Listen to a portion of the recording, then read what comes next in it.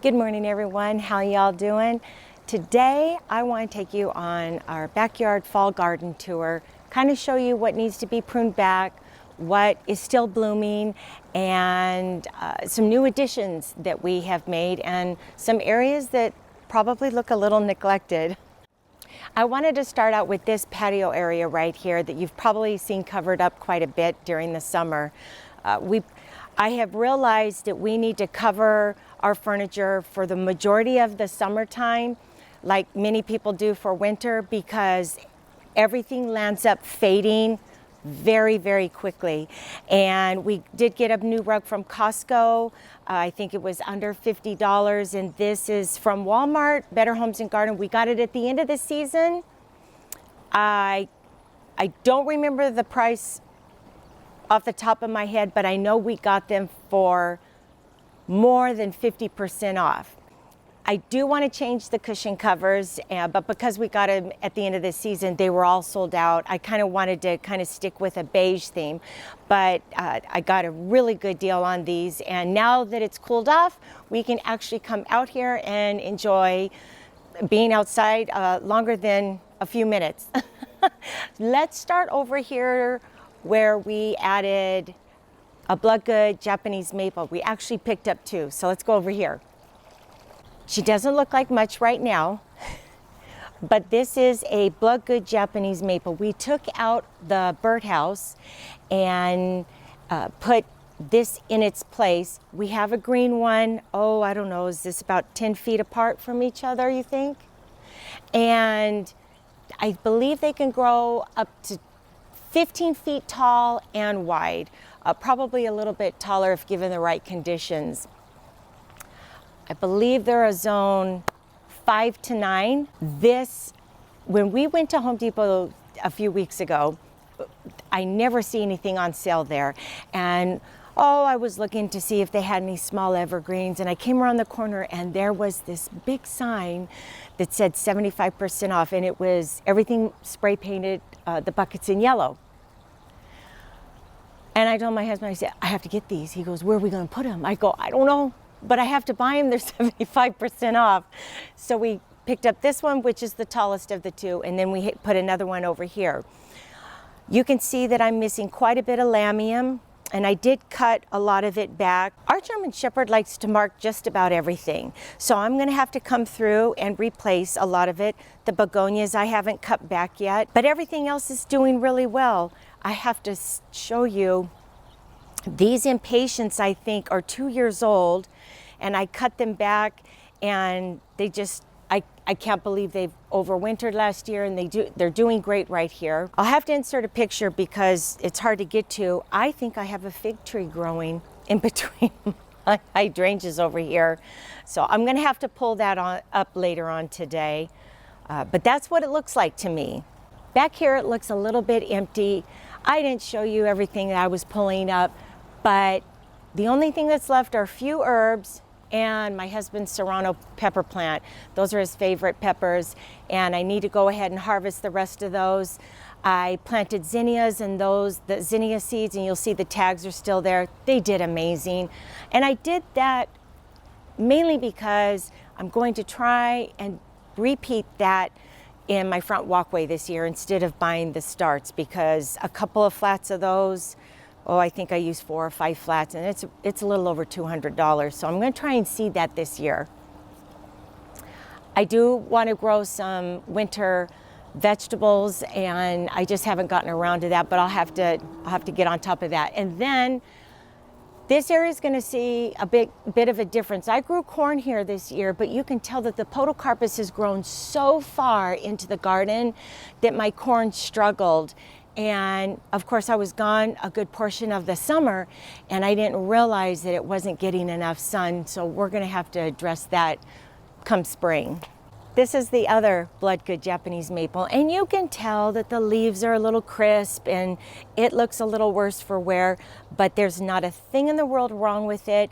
And I think come spring, this is a good protected area. Of all the maples, anything that's red leaf is going to be a little bit more sensitive in our zone because it gets just so hot. But This will receive quite a bit of morning sun. The sun has just now come up, and it'll be protected by the afternoon sun. I think I have a photo, of the sun. I think I have a photo of the iris that this plant is, but this is of the three, I think three we had divided. I took the hibiscus out and put one here, and I think this is gonna be a good spot for that. I wanted to show you our lantana, and this is bandana yellow lantana. About a month ago, I came through and trimmed all the bandana yellow lantana back here that runs all along the back of our garden, because you can tell that the grass is not growing here by our little stone border, and that's because it was laying all the way on the grass. This I haven't cut back yet, and I wanted to show you. Yesterday, I came through and just trimmed, I didn't even trim all of it.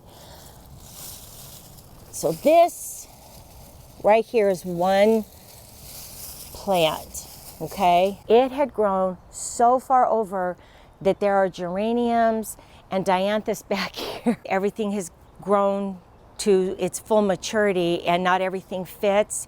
And even now you can see, like, I didn't even clean up the geraniums back here yesterday to show you that they're wet right now because the sprinklers came on, but they crisp up quite a bit over the course of the summer, but they can survive our summers. And this is an area that I still need to work on, and hopefully it'll look different next spring. This is another deal that we picked up. This is a pink dwarf crepe myrtle. Again, not super healthy looking, but it's gonna be okay. They can grow up to 4 feet tall and wide, and they are zone 7 to 9. And I think once it reaches its full maturity, that this will be a nice barrier. You can see how I have to put a topiary form right here, otherwise our German Shepherd will just pass right through here and mow over all our plants. This is where we landed up putting the 2 boxwoods a few months back. I know you're seeing these black gates, and that is not how I want it to look, but I do not want our shepherd to mark them into obliteration, and I know he will. So I have to keep that here for the time being. I don't know how long they're gonna stay here, but I do want to protect these little plants. And you'll notice that we have started purchasing stone slabs. This is the same color that we have out front on the west side of our house. It's called Ocean Pearl. I think it's a flagstone, correct? I think it is. And we picked it up at Clovis Stone. And so slowly but surely we're going to pick more up and go this way and this way as well. So I like how this is going to look. My husband hasn't set them. You know, he needs to kind of dig out the dirt and kind of set them correctly, but they're stable for now. I just wanted to show you that this will be somewhat of a pathway coming here and behind. And then I wanted to point out the only petunias that have survived our summer. And wouldn't you know it, it's November, we're down in the 40s, and I think we have, you know, sometimes we have days in the 60s, mostly in the 70s, but look how wonderful they are doing.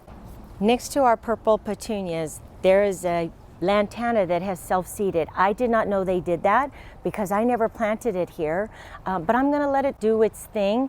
And yeah, I think that's a cute little addition. I did want to point out that the lantana has slowed down quite a bit. You can still see buds on it, but it's, you know, normally these things are just covered in yellow blooms, but that has slowed down. I will say that the purple trailing lantana, on the other hand, has not skipped a beat. When I cut this back a few months ago, you could probably tell that it was like a sharp edge, but within a matter of a few weeks, it started growing, and I think it's probably, I don't know, good 8 to 10 inches that it's come over to the edge of the patio. So the purple trailing lantana is the one, in at least in my garden, that will probably continue to bloom the most until I need to prune it back come spring. Speaking of that, here's a good example of me cutting it back, and look at all the new growth right here, down here. So I cut these back over a month ago, and look at all the new growth. Just because they were laying all the way on the ground, and I was trying to just get it a little bit up off the walkway. The plumbago has finally began to bloom, and it's doing well. And right here, I wanted to put another plant. I bought a boomerang lilac, and I thought of putting it right here. But I have so many tulips and ranunculus right here. I don't know, maybe I should wait till spring. I don't know. It's in a pot. But the nandinas on both sides, I haven't trimmed those. I kind of want to lace them a little bit so they're not so thick, but they're healthy. This is where we landed up moving the lemon tree. I think I have maybe 3 lemons on it. I think this year, because of it being here, it will give me more lemons because over there was just too shady. My geraniums are starting to push some blooms finally because it's not 110 degrees. So, of course, they're not as prolific as they will become spring.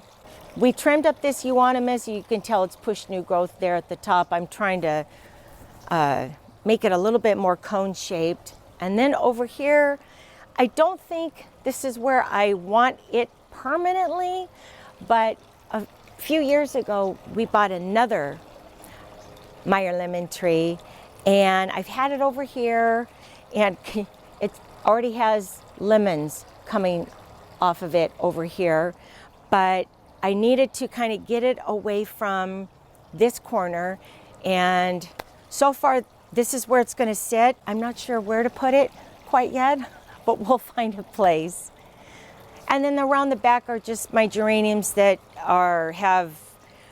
everything looks probably a little bit neglected, and that's just because I have not really been out here this past summer. I was gone quite a bit, and the heat just is too much for me, and so I've spent the last few weeks trying to clean it up and get all the dead debris out from a lot of the plants. So the geraniums probably don't look super healthy around our lemon cypress. Doesn't this look amazing? I want to say, is it 12 feet, you think? Maybe 15? I don't know. I've been so happy with it. I mean, I have to come in here and get all the redwood cut branches that I call them needle leaves, that want to all fall down. But the creeping fig, of course, is doing amazing. We've just recently trimmed it up. It really didn't need very much. We will do a heavy prune come spring, but we always want to make sure that it's not coming over the edge and encroaching upon the businesses that are behind us. And then this is our skeeter's broom that I just recently planted that's doing so well. And I'm so glad I waited until it had cooled off. I still need to buy some more carrots. I just picked up some snapdragons. I haven't planted any of our window boxes or pots for winter annuals quite yet, but I do need to do that. And my husband finished the river rock border, and I love how it looks. It kind of just brings a little finished edge to it. And then of course this is the birdhouse that I need to put somewhere, and I was thinking actually of putting it right next to the doghouse so the birdhouse will face the garden that way. I have one hibiscus left. I don't think it's going to bloom anymore because this little guy's small. Normally they're much bigger. And look, you can see what the grasshoppers do. Look at that. They just devour. These are the proven winners. I think they're pink star calibrachoa. I've cut these back 3 times, and they're not super full of blooms, but they sure do look healthy. And I'm not ready to get rid of them quite yet. But I just wanted to show you through the course of the summer, I've continued to cut them back. These I need to all take out because they're just going to come up anyway, and kind of tidy this area up. This is one flower bed I haven't worked on much. If you want to get a salvia to self-seed, hummingbird coral is the one to get. I will pull all these plants. I will not prune them back. I will actually pull them, and sure enough, they will come back. They come back every year, and this is the one year that they have come back probably the strongest. And I think I planted them 4 years ago, and every end of the season I pull them, and each spring a few of them come back up. I kind of wanted to end right here in front of the Poet's Wife roses. They are all budded up and they are looking beautiful. And the scent, oh, I absolutely love it. They're so pretty. This area, all summer, every pot that you see here, I mean, except for the roses because we just bought these, I literally put everything underneath our patio because the sun is just too much for many of my potted plants. Even this, I have a red, potted up red roses over here, and they can take a little bit of morning sun, and then I kind of need to push them back. Everything kind of has to come back here because otherwise I would lose every plant within the first week. But we came through and pressure washed the back patio because during the summertime I just flood the plants, and then of course the water runs out because I did not have saucers under them, and I've remedied that situation. But looks a little bit more clean now, and now the plants can breathe and have sunlight and enjoy the air. All my ferns will do fine, even though we can get down into the 30s. I don't lose any of them, and none of them burn. A few years ago, when I pruned back my Dracaena, this is the only one that survived, and I just wanted to show you how healthy it's doing. And I have learned to rarely, even in our extreme heat, give them water. And that's what I've done. They probably will get a little bit of water, maybe once a month, possibly twice a month. At least the mother plant I will a little bit more, but this one I'm babying it as much as I can so it will survive. But I did want to show you that it's doing well and very healthy. This hanging pot is full of old impatiens, I think that I wintered over, and licorice helichrysum. This is the first time I've ever planted it, and I did not put any in the ground. I have some of it in my two front urns by the front door, and I'm going to see if it overwinters. I think I have a photo of a huge pot. Oh, I don't know, it must be 4 feet. The pot must be 4 feet tall and at least, oh gosh, I don't know, maybe 4 feet wide in Old Town Camarillo. And it is full of helichrysum. I had never seen something so thick and healthy.